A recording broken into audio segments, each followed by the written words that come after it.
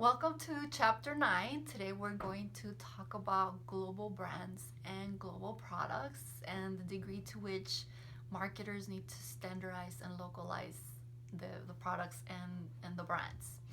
And so today we continue the topic from chapter 8 in terms of segmentation and how much we have to localize or adapt a product versus how much we standardize it in order to find that particular segment. And so this particular chapter is really important because marketers are constantly playing with that line and figuring out how much to standardize and how much to localize their products, their offerings, their strategies, and how they can become more successful by doing so. And so marketers are always asking themselves, how much can we standardize this particular product and how much do we localize it? And so standardization, basically what it is taking your offering that you have in the US or your particular country and taking the same thing, selling it, offering it to the rest of the world, whichever country or set of countries marketers choose to expand to.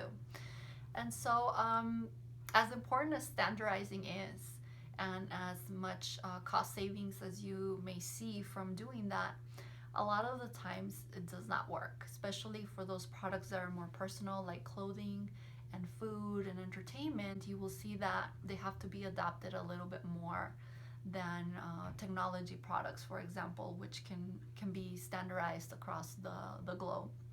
So Under Armour gives us an excellent example of things that have to be standardized versus adapted.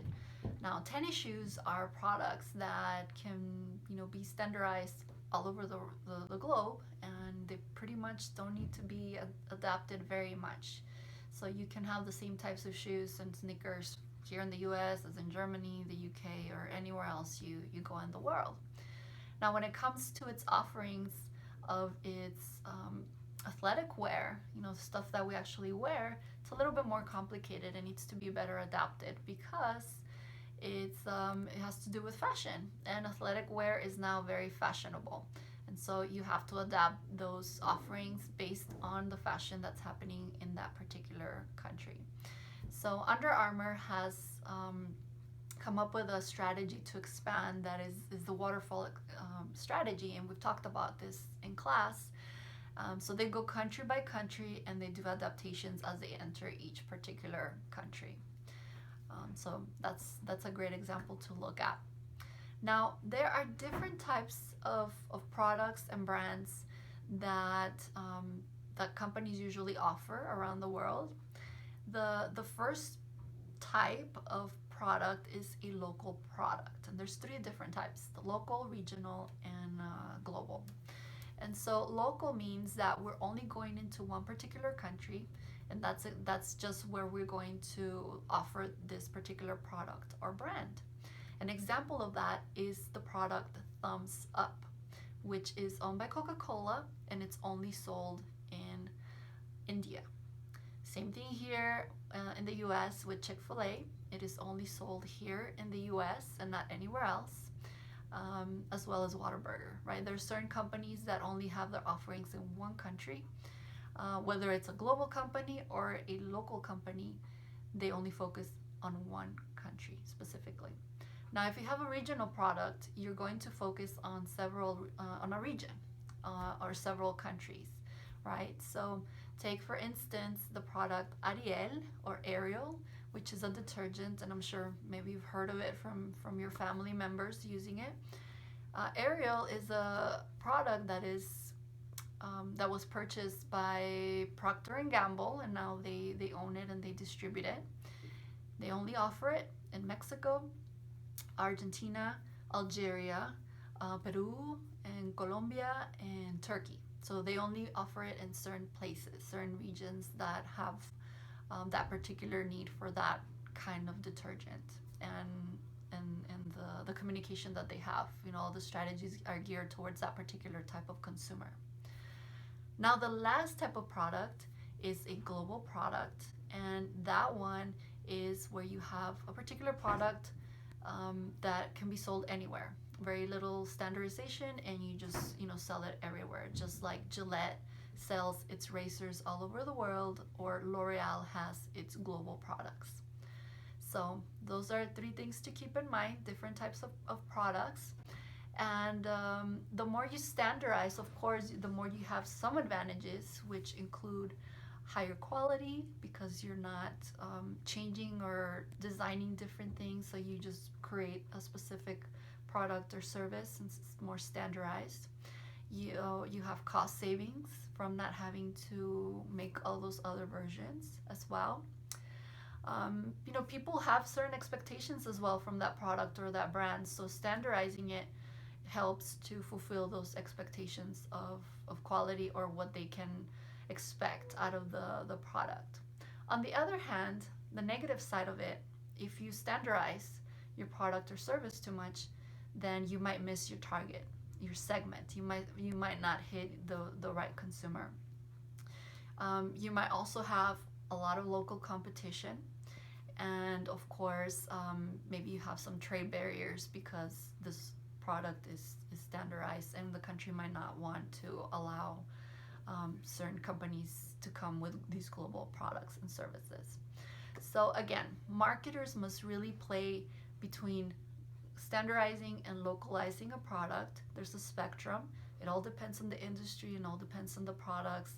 They must decide how many resources they want to spend localizing or adapting a product. Now, if you want to know the difference between localizing and adapting a product, look at page 330 of your book to see the differences in the definitions. So, again, marketers try to look at these standardization and they try to take advantage as much as possible, but it has to go away because people are expecting more localization. They're expecting things to be more adapted to their likes and their needs as well.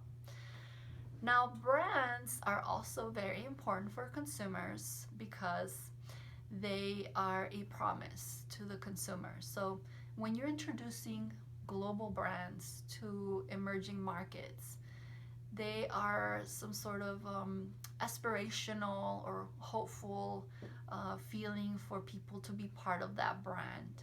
So it does help to a certain degree to have a global standardized brand across the board.